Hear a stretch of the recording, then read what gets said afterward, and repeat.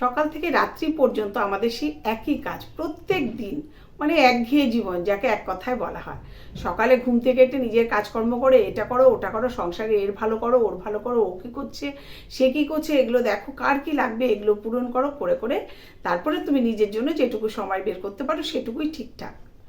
তাই ঘুম থেকে উঠে রুটিন তো আমাদের প্রত্যেকটা মেয়ে পুরুষ যাই বলো কেন প্রত্যেকটা মানুষেরই একই রুটিন।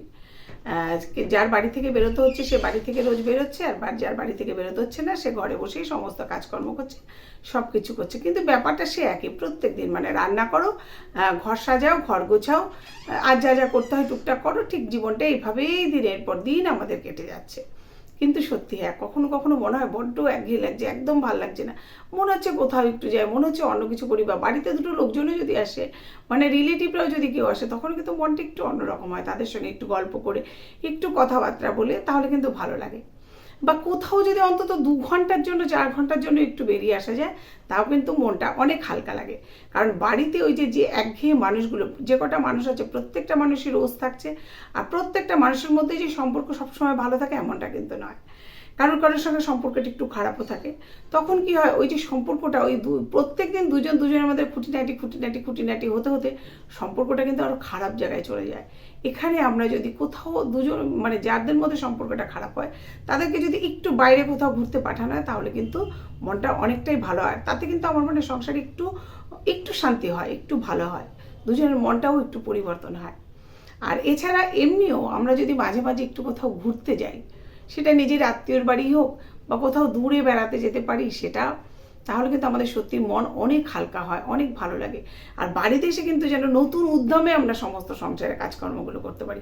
মনে হয় যেন বাবা সংসারে কতদিন থাকি না, কতদিন কাজকর্ম করি না, কতদিন রান্না করি না, কতদিন একটু বেশ আলু সেদ্ধ দিয়ে ভাত খাই না, এরকম মনে হয় না যদি কোথাও বাইরে বেরোই।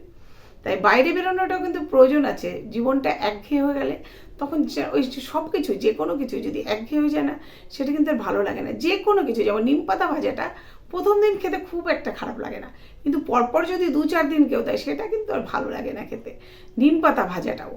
তাই টেস্টি জিনিসটাও কিন্তু সেরকম, রসগোল্লাটাও কিন্তু সেরকম, দিনের পর দিন খেতে খেতে কিন্তু আর সেটা ভালো লাগে না, প্রথম দিনের টেস্টটা কিন্তু সেটা লাগে না। তো সেই রকমই যখন আমি কোথাও ঘুরতে চলে যাব, তখনই কিন্তু মনটা একটু চেঞ্জ হয়ে যাবে, তখন বাড়িতে এসে মনটাও অনেকটা তখন পরিবর্তন হয়, তাতে ভালো লাগে। আর এতে বাড়ির মানুষদের মধ্যে সম্পর্কটাও সুন্দর থাকে, ভালো থাকে। তাই আমরা প্রত্যেকে যদি মাঝে মাঝে, অবশ্যই আমাদের সাধ্য অনুযায়ী মাঝে মাঝে একটু ঘুরতে যাই, মাঝে মাঝে নিজের রিলেটিভের বাড়িতে যাই, বা নিজের রিলেটিভদের নিজেদের বাড়িতে ডেকে নিই, সেটাও কিন্তু খুব খারাপ হয় না, মন্দ হয় না। বা বাড়িতে একটু পুজো পার্বণ করলে সেটাও ভালো, আত্মীয় স্বজন লোকজন প্রতিবেশী সবাই আসছে, সেই দিনটা একটু অন্যরকমভাবে কাটছে, আলাদা রকমভাবে কাটছে, তাতেও মনটা একটু চেঞ্জ হয়, মানে মনটাকে একটু চেঞ্জ করা নিয়ে কথা, তাহলে কিন্তু সত্যি খুব ভালো হয়।